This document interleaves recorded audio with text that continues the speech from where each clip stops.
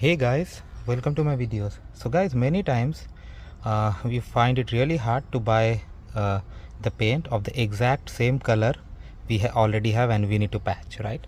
For example, I have this chipped paint here because this door was painted before I arrived in this house. I don't have the code for this, and if I go to a paint shop, I'm gonna find like thousands of similar colors, right? So how you are gonna get it? So there's an easy solution for this, and I'll show you how you can do. Like, you need a sample, something like you see I'm taking bit off. Okay, so I'm gonna take this to the shop, this side of course. To the shop, I'm giving it to them. Like in all the major paint shops, if you like Home Depot or Dulux, they have a scanner. They put it in the scanner and the color code is gonna come up, and that they are gonna give it to you. So I'm gonna show what I have got in this method.